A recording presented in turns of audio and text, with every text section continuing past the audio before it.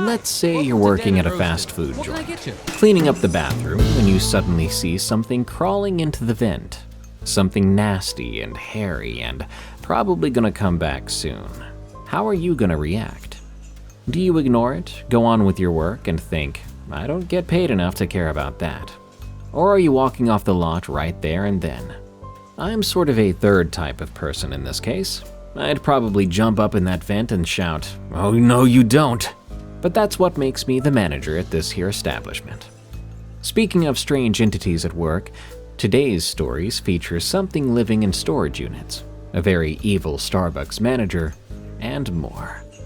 These are tales from the break room. The Nightcrawler, from Storage Guy 92. I run security at one of those big storage facilities off of a highway. It's got big orange doors, 24-hour access, has a bunch of first month free banners out front. We have about 400 units total. Everything from 5x5 lockers to the big 10x30s people stick their whole lives in. My day usually consists of driving around in a golf cart, checking the gates, making sure nobody's trying to live in their unit. Overnight shift means I don't deal with customers, which is the best part of the job. Just me, my torch, and whatever podcasts I got downloaded. About half a year ago, I began to notice some problems. I would find units with their locks cut clean through. Not broken and not picked, but cut with bolt cutters. Like a really professional cut job. The weird part was nothing ever got stolen. I would call the renters, let them know what happened. They would come check and all their stuff would be there. Someone was just cutting locks and leaving the doors open. The first couple of times, I assumed it was teenagers. Maybe they were looking for something specific, not finding it, and moving on. But it kept happening. There was seemingly no pattern to which units got hit. Could be 3 in one night, then nothing for a straight week. Then a random one in the back corner. The owner was much too cheap to install cameras, no matter how much I complained about the incidents, even after he started to lose customers. I began to notice scratches after that, inside of the doors like someone dragged their nails down the metal trying to push it open from inside. Except these weren't nail marks. They were wide and deep. They started pretty high up on the door too, running all the way down to the floor. This was some kind of vandalism, I was sure of it. Stupid bored kids with tools. But kids don't usually vandalize the inside of a unit that they never stole from. Why would they? Unless it was some sort of viral prank thing that I wasn't aware of. A couple months after that, things got worse. I was doing a 2 a.m. round near the back section. That's where people usually store boats, RVs, and things like that. The bigger units, more isolated. I came around the corner, and my headlights on the golf cart hit something moving between 2 units. Whatever it was on all fours, but too big to be a dog. More like the size of a person crawling on the ground. But its back was hunched up high, its head held at a very uncomfortable angle. When the light hit it, it turned to look at me. Just its head. And I swear that sucker rotated like an owl. I saw eyes reflect green. Then it moved fast. Christ, the way it moved. It went from all fours to standing to climbing up the side of a unit in one fluid, fast motion. These units are 12 feet tall, and it went up and over one in maybe 3 seconds or less. I heard it land on the other side too, and I heard metal scratching against metal after that, followed by nothing. I sat in that golf cart for I don't know how long. I didn't want to move. I felt like a kid again, scared of the boogeyman. Eventually, I floored it back to the office and locked myself inside. I stayed in there drinking coffee, waiting for the sun to come up. The next day, I went back to those units. I found another lock cut. Inside, there were a couple of scratches on the ceiling. The ceiling is corrugated metal, and whatever made those marks went through the ridges like they were butter. I found something else too. Hair. Long, black, coarse hair, caught on a rough spot near the scratches. Didn't look like any animal I'd ever seen. Too thick, almost like wire. I began to keep track after that. On nights break-ins happened, I swear I felt it in my chest as soon as I clocked in, before I even knew it was going to happen. Just this chill of anxiety crawling up my spine. And sure enough, I would find some cut locks before morning. A coworker of mine works weekends, and I told him about it. I'll call him Julio. Julio got real quiet when I told him, then explained to me he had been finding dead animals around the property. A couple of pigeons, but also a cat. And he's saying they weren't just killed, but partially eaten. Whatever was eating them was only taking certain parts. He didn't expand on that. But he did say he thought it was coyotes until he found a pigeon on top of a 12-foot unit. Coyotes aren't going to get up there. And a month after that, I got close to it. It was a cold night and there was frost on everything. I checked the east section when I heard metal creaking above me. I looked up and I saw a shape on top of the units, thanks to the bright security lights. It was squatting like a person would, and it was watching me. I could feel it even if I couldn't see its face. After a few seconds, it stood up, and I got a good look at how tall it might actually be. I'd say 7 feet tall, whether you believe it or not. It took one step towards me and I floored that golf cart, and I didn't stop until I made it back to the office. The worst night was in January. I found 3 units hit in a row, all in the same building. The third one belonged to a guy who hunts. He'd been using it like a big freezer, had a deer carcass hanging in there, but the carcass had been torn apart. Not butchered like a man would do it, but torn, with chunks missing and bones cracked open for marrow, apparently. And God, did that unit smell. Made me gag. I called the owner about it, letting him know that someone had broke in and vandalized his unit. Just a couple of months ago, as of writing this, I saw it again, a bit more clearly. I was parked near Building C with the windows down, listening to the radio. I heard scratching on concrete, so I turned my torch toward the sound. It was coming out of a unit, squeezing through a gap where it had bent the door up at the bottom. I could tell now how pale it was. Not white, but kind of a grayish color. Reminded me of pictures I Googled about the rake when I was younger. And its eyes were huge, taking up half its face. This time, however, I was lucky that it didn't see me. It sort of just ignored my light and scurried away. A few weeks after that, I got a better job offer at a nearby warehouse. Not too nearby, mind you. But truth be told, I sleep better now. It sucks though, because I still have to drive past that place sometimes. Every time I pass by, I wonder if they got a new guy to replace me, and whether I should stop one night and tell him about the things I saw. Nah. The Woman in the Road. From TOL. Me and my boy Tyler run a tow truck business. We cover most of the back roads between Rockingham and Stanley counties. State Route 74, 52, all them little 2 lanes that wind through the hills. And when you do what we do for long enough, you get to know every bad curve and every deer crossing and every place folks tend to break down. There are some common spots, actually.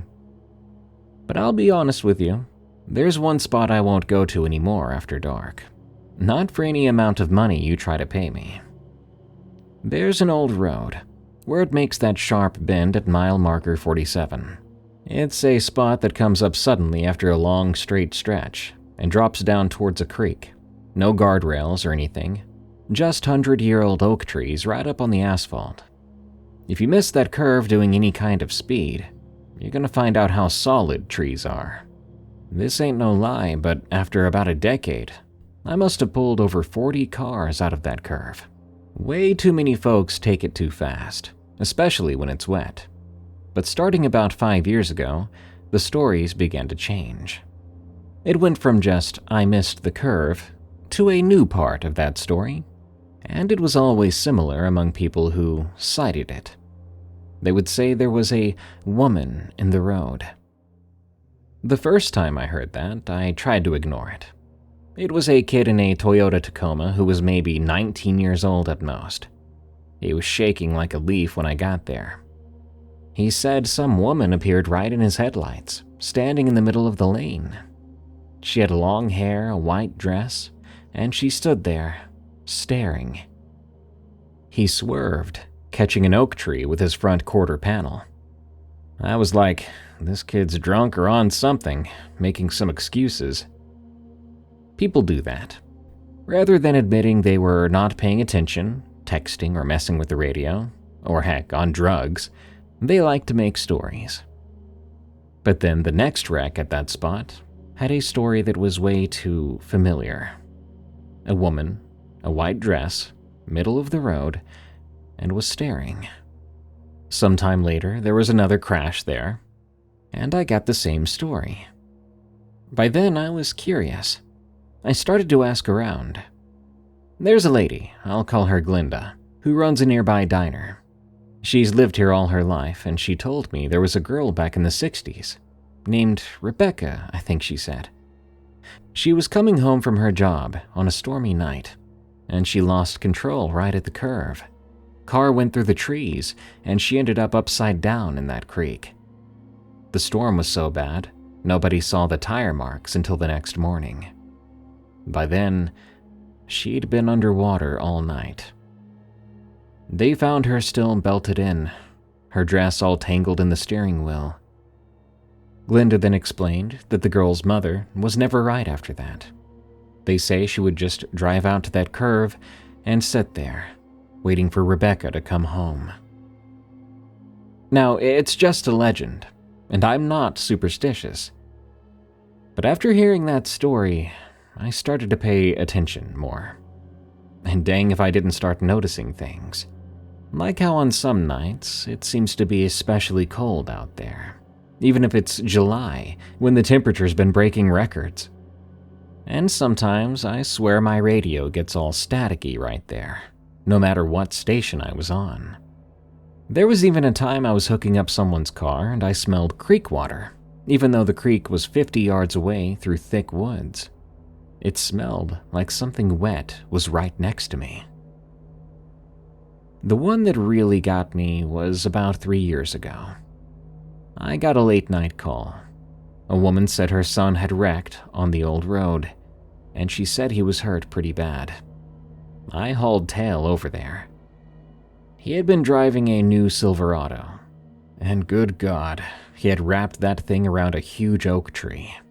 The front end was crushed, the engine was smoking, but the kid was standing by the road when I got there, not a scratch on him. It was a miracle.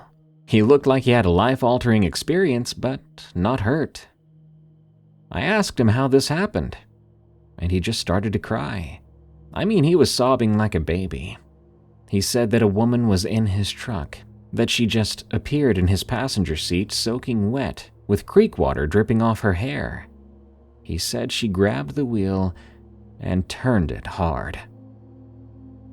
I tried to calm him down to get him to make more sense, but that wasn't the end of it. He said she looked right at him and her eyes were completely white. Says they looked more like a dead fish's eyes. She then opened her mouth and creek water came pouring out. That's when he closed his eyes and attempted to yank the wheel the other way, but it was too late. I got him to sit in my truck while I hooked up his. The whole time I was thinking this kid had a near-death experience. He probably passed out after hitting his head, had the most bizarre nightmare. Urban legends get in your head, and when something like this happens, you might end up blaming the supernatural for something that was sort of natural. But then, well, I swear on my mother's grave, when I opened his passenger door to put the truck in neutral, the seat was soaking wet. There was a puddle of water in the floorboard. It had smelled like creek, that really earthy and wet smell. After that, when I was under the truck hooking up chains, I started to hear footsteps on the asphalt. Wet, slapping footsteps. I slid out thinking maybe the kid was walking around, but when I looked, he was still in my truck. The footsteps kept going, slowly walking from the wreck toward the curve. I followed the sound. There was nothing there, but I did find wet footprints. They were bare, small feet, leading from the Silverado to the exact spot where the road curves. They stopped right at the edge of the asphalt. I had to swallow my heart back into my chest after that, and I got done in record time. I didn't say anything about that to the kid. Didn't want to scare him more. Didn't want to breathe more life into the story by speaking about it. When we were loaded up and I was about to leave, he grabs me by the arm and scares the bejesus out of me. I look at him, and he says, "She's still there. She's standing at the curve. Don't you see her?" Oh, God, I didn't want to look. But I did, and for a second, in the corner of my eye, there was something white at the edge of my headlights. By the time I looked straight at it, it was gone. But the smell came back to me then. The creek water and that wet deadness. I pulled out of there as quick as I could and took the kid to the hospital. I then dropped his truck off at the impound. But I didn't stop thinking about those footprints and the smell. These days, Tyler thinks I'm just getting old and losing my nerve. But Tyler's not the one that's always out there after dark. For some reason, that always ends up being me. Or it used to. Because I don't take calls there anymore if it's dark out. Even today, I still think about it. It makes you wonder, really. All them people who wreck there, they all swerve the same way. She doesn't make them swerve the other direction, right? It's like she's showing them where she went. Like she's trying to get help desperately. Showing someone where she is so she can get back home. She just doesn't understand why the road keeps throwing her into those trees. The Regular. From Anonymous. I hate how fast food joints are just considered starter jobs. Because after what happened to me and my coworkers, I wouldn't want my kids to work a starter job at a fast food joint. Customers are too weird. People are too weird. I worked at this burger place you would probably recognize the name of for about 8 months. I was 19 years old, I needed money, obviously, and they were one of the few places hiring for overnight shifts that worked with my new class schedule for college. The overnight shift was usually pretty quiet. Lots of truckers, a couple of drunks here and there, but that was it. We ran with a skeleton crew too. I was on the register and drive-thru. We had a cook and a shift manager, who mostly only did paperwork in the back office. Some manager, right? Well, we had a regular. He began coming in about 2 months into me working there. He drove a white sedan, some older type of car, I don't know cars, and he always came through the drive-thru around 3 a.m. It was normal drive-thru visits at first. He would get coffee or apple pies or both. Paid in cash, was polite. He was a scrawny middle-aged guy with wire-rimmed glasses. But then he started to get chatty. It wasn't creepy at first. He would ask how my night was, or make comments about the weather. Naturally, I'm friendly with customers. It makes the shift go by faster, and back then I didn't think customers were weird, but you'll find out. So back then I would chat back, and that, I think, was my mistake. After a few weeks, his comments changed. "Hope your chemistry test went well yesterday." I had mentioned I was in college, but I was pretty sure I never mentioned what I was studying. He would say, "That's a nice color on you, better than that blue shirt from last week." Our uniforms were the same here, but he was talking about what I wore to my day job at the mall. I started to pay more attention to him. He always knew which car was mine in the employee lot, even though I'd parked in different spots. And he would mention things like, "Saw you had car trouble yesterday," when I'd gotten a jump from a coworker. Little things that meant he was watching. The overnight manager didn't think it was a big deal. He said the guy was probably lonely. Lots of regular customers, especially guys, get attached to friendly workers. But my manager worked in the back office most of the night, as I said before. He didn't see how this guy would sit in the parking lot for nearly half an hour after getting his order, with his engine off, just sitting there in the dark. And he began to leave gifts after that. The first time he handed me a keychain through the window. It had a little plastic hamburger on it. "Thought you'd like this," he said. "Matches what you do." I laughed at that, and then I threw it in the trash when he wasn't looking. But I kid you not, I found the dang thing on my car windshield the very next night. Did he see me do that? Did he dig it out of the trash can and put it on my car? It was getting pretty freaky. The gifts didn't stop there. He gave me a hair tie in the exact shade I wore, and a pin from a job I had previously. Not just the same kind, but one I recognized from losing the week before. He would always hand these things through the drive-thru window with that same thin smile, then take off before you could give it back. I started to have my coworker handle drive-thru whenever I saw that sedan pull in. I told him I would be cleaning or counting the register, whatever excuse he believed. The first time I did this, he took the guy's order, then came to me and said, he was asking, "Where's my regular girl?" Apparently after that, he would ask that every time I wasn't at the window. He began to order food too, combos, and he would throw them away in the parking lot immediately after. I mean, he would just drive around to the front where the trash can is and toss the whole bag. Like, what are you even doing, dude? One night I was taking trash out to the dumpster, and I found a notebook. It was water damaged, and most of the pages were illegible, but I could make out enough. My name was in it, my schedule for work but also for my college classes was in it, and the address to the gym I went to. I looked around immediately and ran back inside when I saw that. Because that wasn't just randomly lost there. He put it there because he wanted me to find it, because he's a freaking psycho. I called the police after that. They increased their patrols there. They even waited for the guy to appear again.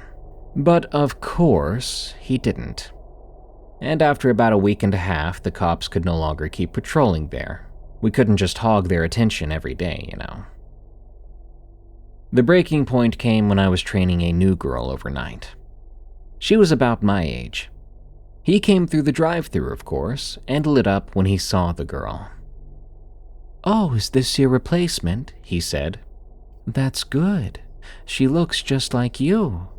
She didn't, and I told him that he should probably leave. He smiled, ignored that I said that at all, then ordered some food. I sighed as loud as I could, hoping that he heard it, rolled my eyes, got him his stupid food, and he drove away. The day after that, I was a no-call, no-show. I didn't go back to the job. It's just a starter job, remember? It was not worth working there anymore. And things went back to normal. I couldn't believe how blessed I felt that this strange stalker man didn't follow me home. Because at a certain point I was sure he knew where I lived. But maybe that didn't matter. Maybe he wanted to haunt me specifically while I was working.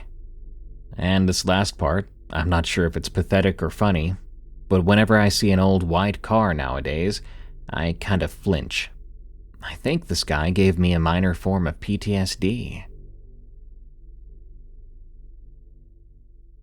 I don't know what they were going to do. From Vasto. I was one of those kids who got held back a couple times. I came from a rough home, didn't take school seriously, but eventually I got my crap together. By the time I was 18 and still in high school, I started to deliver pizzas, and I had that job for a couple of years.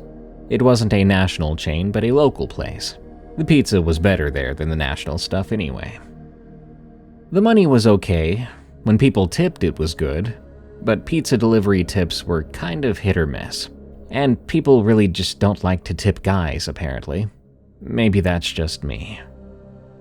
One night, I was working from 5 p.m. to midnight, which meant I got to experience all the late-night strangeness.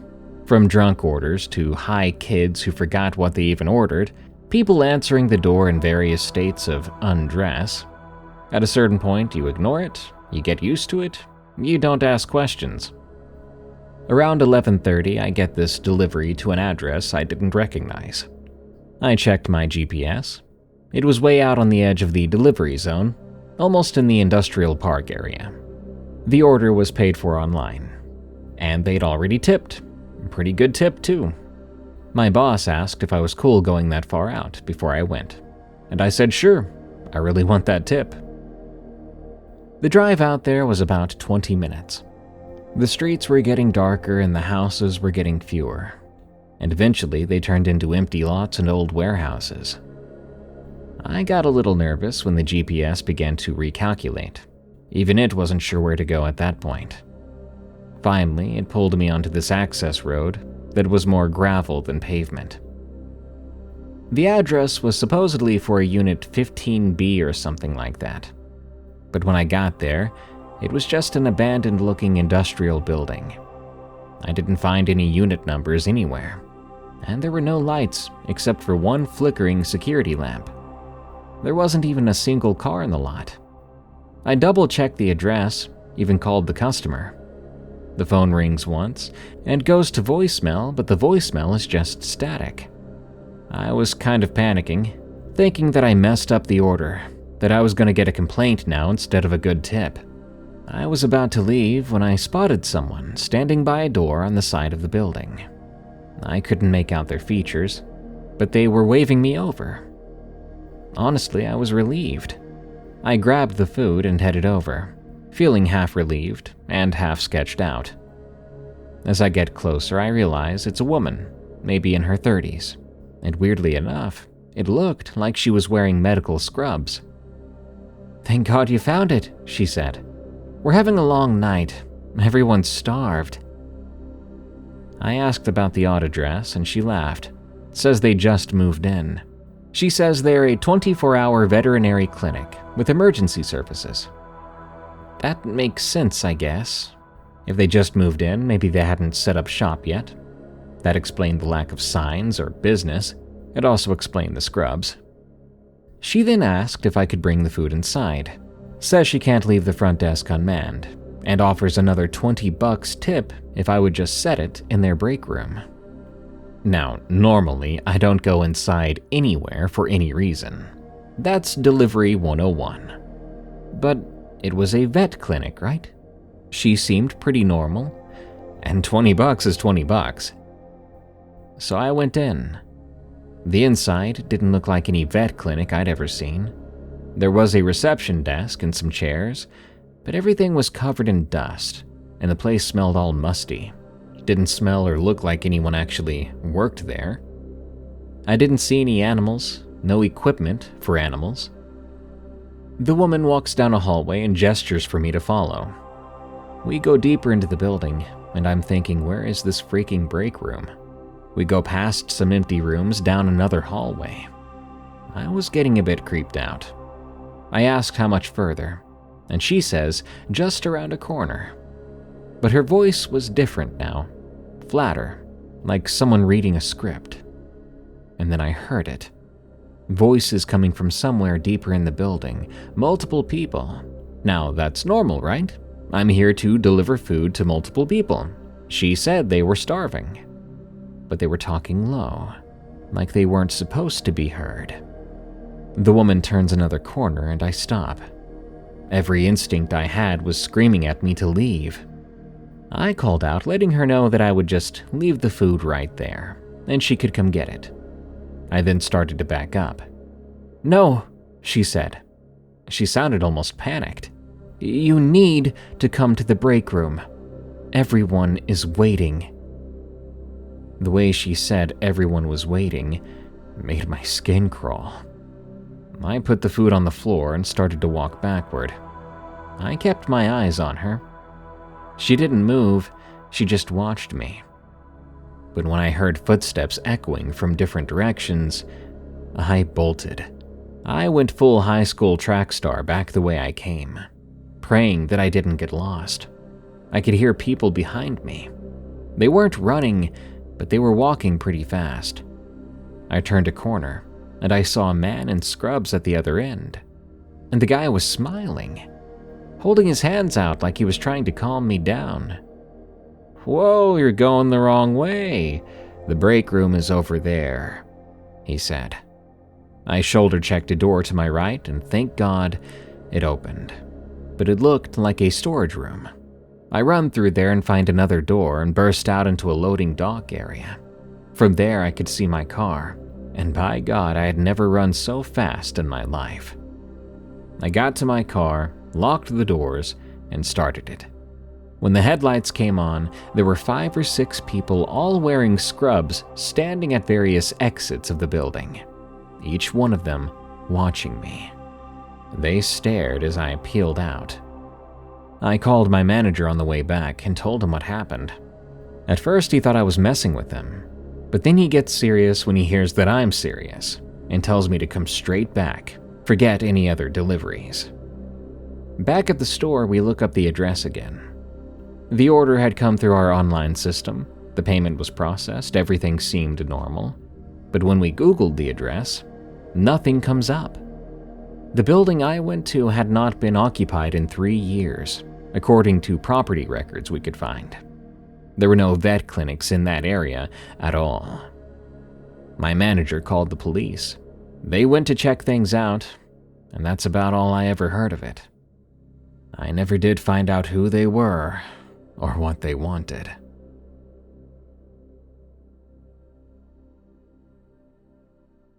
The Tunnels Under Boston. From ThirdShift. An ex of mine used to say I was drawn to dark places. She said it like it was an insult during a fight we had. But looking back on it, she wasn't really wrong. Growing up in Southie with an alcoholic father, you learn early that the dark, quiet places are the safest. The basement of our triple-decker, the space under the porch, anywhere he wouldn't think to look for me when he came home in the middle of a rage. That's probably a good reason why I ended up working underground. After some issues with my life, I was soon sleeping on my brother's couch in 2015. My credit was in the garbage. Child support was taking most of what I made at the warehouse. One day I saw a posting for MBTA maintenance. That's Massachusetts Bay Transportation Authority. It would be an overnight shift, time and a half for all-nighters, full benefits. The recruiter barely looked at my application before asking when I could start. That should have been the first flag. Nobody's that desperate to hire unless the job really sucks. But I was never one afraid of red flags, or hard work, or the dark.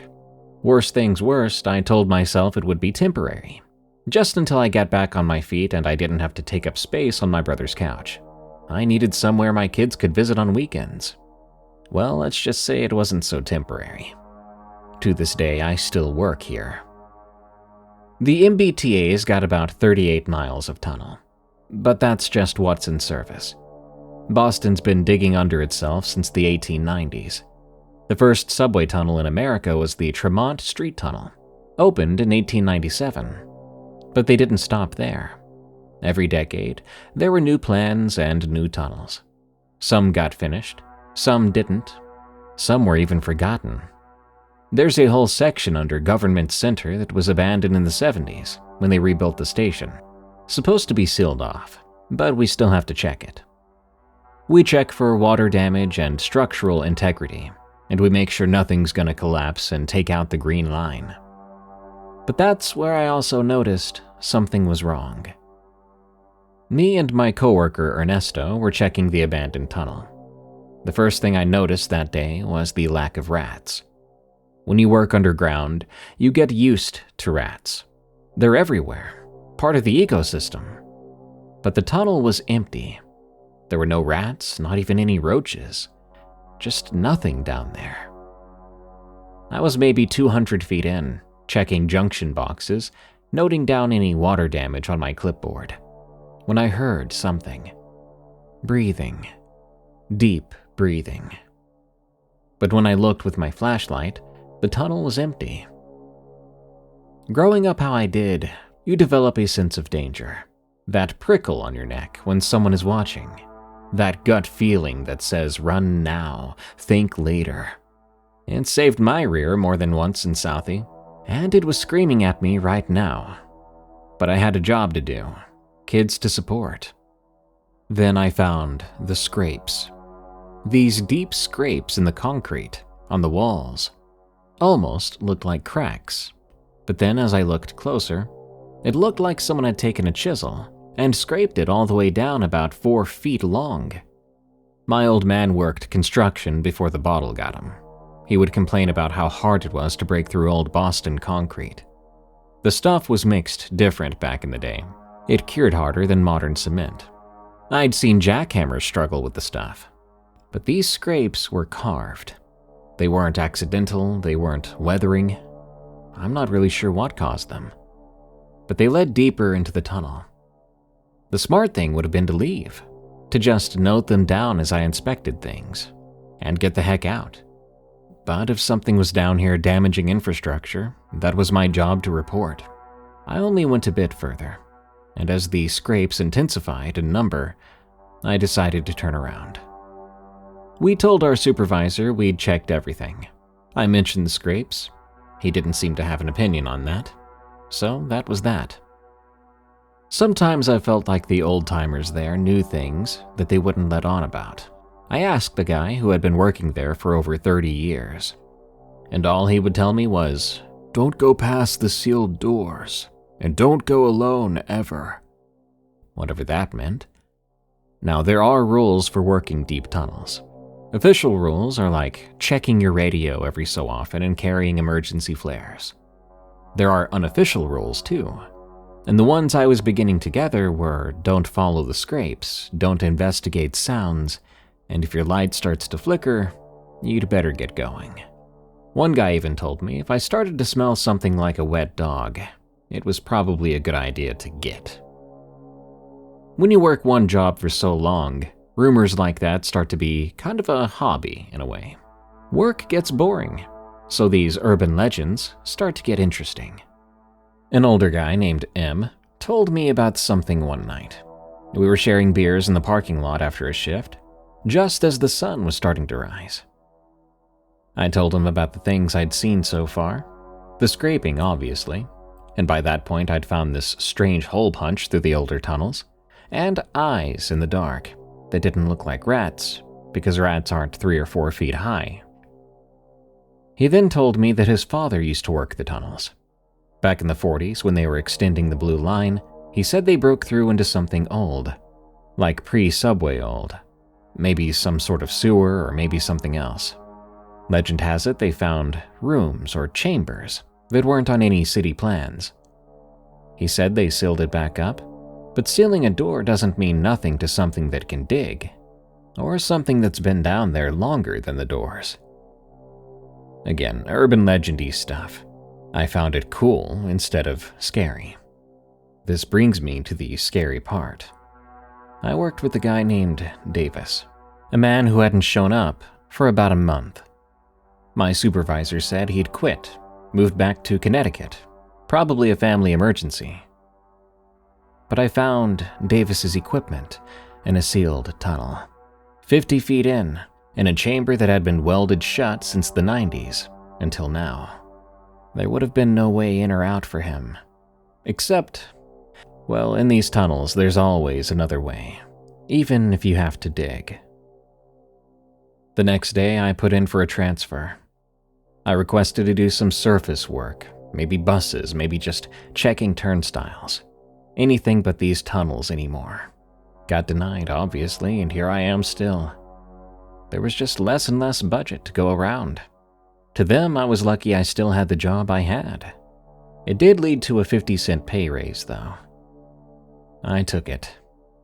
A couple of weeks after that, for a second, I swear I saw something in the light of my flashlight at the end of a maintenance tunnel. It was crouched over something, chewing into it. When my light hit it, it turned to look at me.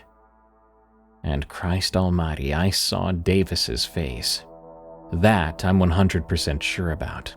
I hadn't been looking for Davis, hadn't been thinking about Davis, but there was his face in the dark, with little bits of something smudging the edges of his mouth.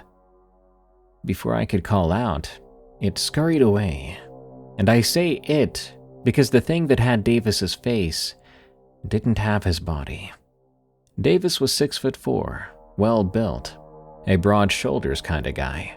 But this was thin, emaciated, and bony, and the way it moved was more like Gollum from Lord of the Rings. It happened so fast, I'm able to doubt myself even now. Maybe that's not what I saw. Could have been strange reflections. But whether it had Davis's face or not, that doesn't really matter. Because at the end of the day, I saw some sort of humanoid-looking thing, and it saw me. One day, I'll quit these tunnels, and I'm hoping before then, they don't take me into the depths. I have no idea what goes on down here in the dark, and I don't want to know. Let me make my money, and let me retire. That's all I'm asking. A certain type of girl. From Smiley 2019. When I turned 18, I moved out. I was starting to feel a lot of pressure from my family. My poor mother just couldn't afford another mouth to feed after my stepdad lost his job. I get it. We lived in Stockton. It's not exactly flowing with opportunities, and she had my little sisters to worry about. I crashed with friends for a few weeks, picking up shifts at some gas station, but I needed steady work. The local Starbucks started to hire. The manager who interviewed me was named Grayson. He was about 35, dressed sharp for a coffee shop, with a pressed shirt and a nice watch. "You're exactly what we're looking for," he said. I remember the way he studied my face was really intense, made me think I had something stuck in my teeth.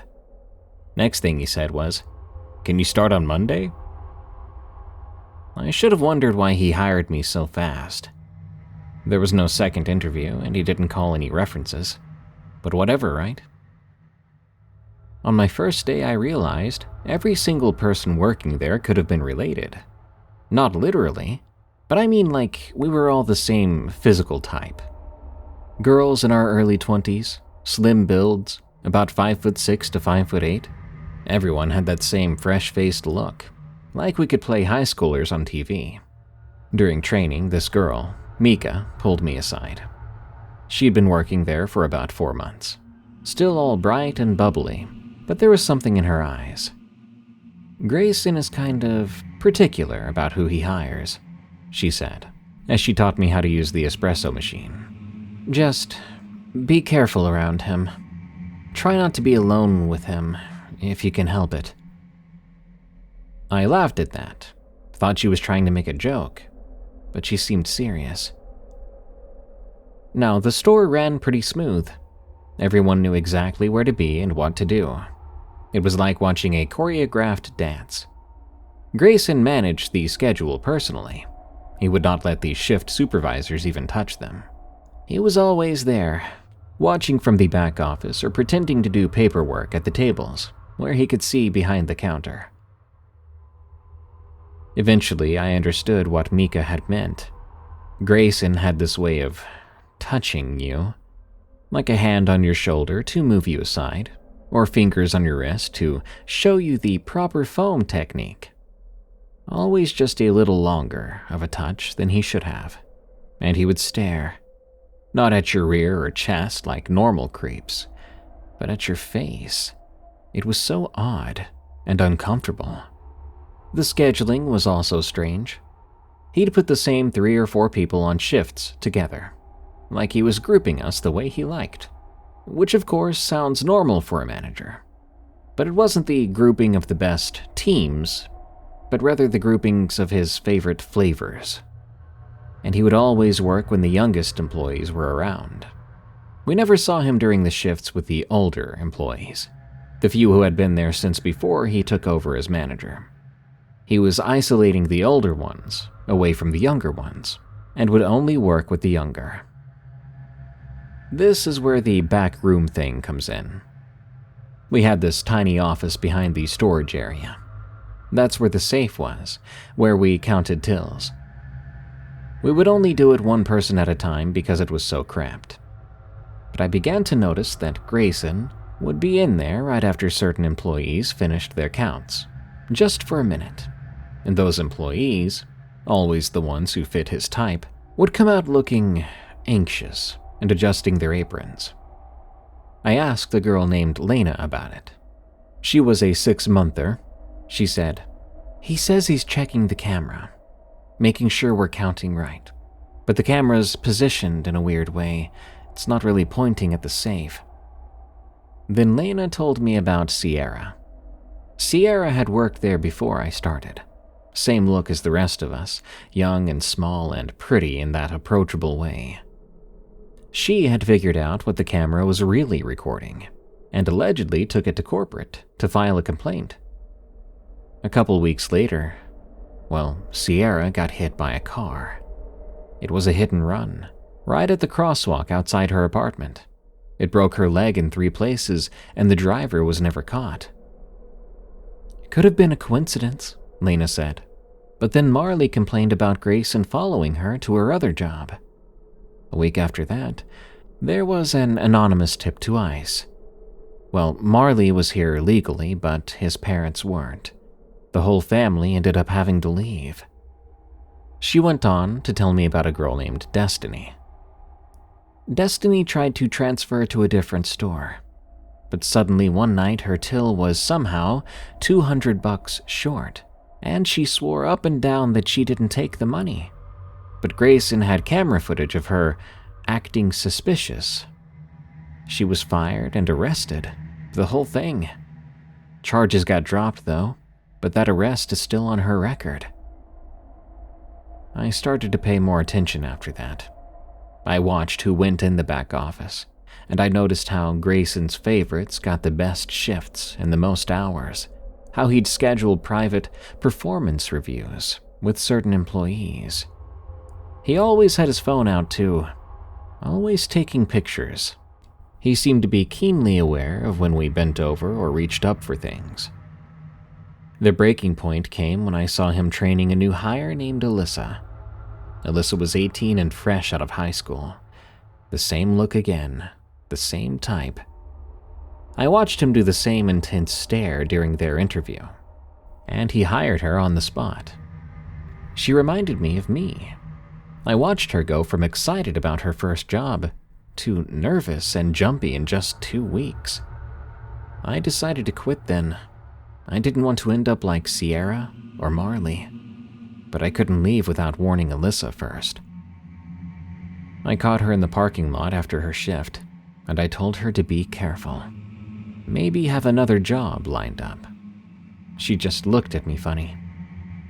"He told me you might say something," she said, "that you're jealous because I'm getting more hours than you." I tried to explain that wasn't the case, but she walked away. Not 2 days after that, Grayson called me back into the office. I was terrified. After all the stories I'd heard, I thought the worst was about to happen. Grayson said my drawer had been short 3 times. It hadn't, and that he was letting me go. I wasn't about to fight him. I just wanted out. But here's the part that really haunts me. Grayson's gig at that location is still going on. I've seen the ads online for him hiring, and the last time I looked there, which wasn't too long ago, the staff were still girls of the same type. Whatever he's got going on, no one's doing anything about it, and I feel so scared for those girls. The pressure of pressure washing. From Anonymous. This all started when I hated school. It was never my thing. By my sophomore year, I had a solid reputation as the kid teachers dreaded seeing on their roster. Now, I'm not stupid. I just didn't want to sit still for 7 hours listening to people drone on about crap I'd never do or use. The fights didn't help either. Turns out when you're bored and angry, it doesn't take much for someone to tick you off. After my 3rd suspension that year, my dad sat me down at the kitchen table. He had that look that said he was trying not to lose his crap, and I saw the vein in his forehead doing its thing. He said I had 2 choices. I would get my GED on my own time while working with him at his pressure washing business, or stay in school and see what happens if my grades don't improve. That was a threat. The way he said, "see what happens," told me everything I needed to know. Probably military school or something worse. Might send me back to living with my mom. So I agreed to work with him and asked when I could start. That's how I ended up spending the summer of 2018 covered in other people's grime, learning exactly how much I'd taken sitting in an air-conditioned classroom all day for granted. A lot of people think pressure washing is a satisfying job, but just because you've played Pressure Washing Simulator doesn't mean it is. Half an hour into any job, your pants are soaked from the knees down. The water bounces back at you, carrying whatever nasty crap you're blasting off someone's house. Mold or mildew or bird crap, years of dirt. It all ends up on your shirt and in your face. It's not even as easy as it looks. You'd think pointing a water gun at stuff would be simple, but those commercial washers pack 3,000 plus PSI.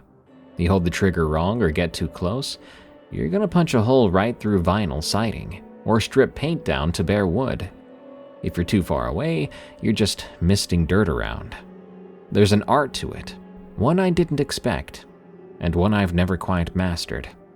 My dad mostly had me on simple stuff like driveways or sidewalks or the occasional deck. But we landed this big job sometime later in a very wealthy neighborhood. The kind of neighborhood where the cheapest house was $800K easy. The property was massive, 4,500 square feet, with a 3-car garage, a pool house, a guest cottage, the stone driveway that curved for what felt like a quarter mile. Usually, we could knock out a regular house in a day, but this would be a 2-day job minimum, maybe 3. On the first day, I did the driveway and the front walkways, and I started on the garage. The owner of the house was one of those rich ladies who was weirdly nice. She brought us lemonade, asked about plans for our futures, and pretended my mumbled answers about getting my GED were fascinating. Her husband worked in the city, and all I recall of that part is something about hedge funds. There were no kids at the place that I could see, just him and her in that massive house. The next day, I was working on the main house siding. The thing about pressure washing is it gets really loud. When the motor's going and the water's hitting surfaces at high velocity, you might want some ear protection, and at the least you get in your own little world of noise and spray. I was working my way along the back of the house and I heard what sounded like a child screaming. It was high-pitched and terrified. I jumped and I released the trigger immediately and looked around. I didn't hear anything else, and I didn't see anything. The scream cut off the second the water stopped, so I wasn't really sure if I'd heard it. I pulled off my ear protection and listened. Just normal sounds, birds and distant traffic, and an idling motor. Had to be the neighbor's kids doing something crazy, I thought. I put my ear protection back on and squeezed the trigger, going back to work. Maybe a minute later, it happened again. This time, I was looking up when I heard it, tracking the sound. My eyes nearly popped out of my head. A little boy, maybe 6 or 7, stood on the peak of the roof. He had blonde hair, and his face was so sad. He had dark circles under his eyes, and he was as pale as a ghost. The kid was looking right at me. When he jumped. He didn't fall from the roof, he jumped off of it. Arms spread wide, like he wanted to fly, and he was heading straight down where I was. I shouted, dropped the pressure washer gun, and stumbled backward, falling on my butt in the wet grass. Then I realized maybe I should be trying to catch this kid, and I looked up with my arms open, but by then, there was nothing there. I scrambled to get up, and I looked all over the place. There was no injured kid on the ground, no kid on the roof, no kid anywhere. The owner came running out, asking if everything was all right because she'd heard me scream. I picked up my pressure washer gun and shut off the motor. I apologized, asking if they had kids or maybe grandkids here, but she looked confused, saying that no, they didn't. I said sorry again and said that I just tripped over something and hurt my ankle. She asked if I needed some help or treatment, but I said I was fine. Then she went back inside. I looked all over that side of the house and the roof. There was no one there, just shingles and siding and gutters. I went to take my break back at the van. I called my dad, who was back at the shop, probably eating lunch at his desk and going through invoices. He picked up. "What's up? Please tell me you didn't break anything." "No. Well, I've got to tell you something that's going to sound crazy." "All right, try me." I explained the kid, the jumping and the disappearing. But he laughed, which I expected from my dad. We have that kind of relationship where we poke fun at each other every chance we get, but it's in a wholesome way. "Did you overdo the coffee again?" "Dad, I'm being serious." "All right, for real though. It's hot up there today. You might be getting dehydrated. Take an extra long break and drink some water. If you really can't handle it today, that's fine. We quoted them 3 days anyway, so you got some wiggle room. But try to finish today if you can." I'm not coming back here tomorrow." "Good. Your call though. Just get done what you can." He hung up, and I felt a little helpless. I took the rest of my break, about 15 minutes, with the AC blasting. Just in case my dad was right, I downed a whole bottle of Gatorade and hoped I was just imagining things.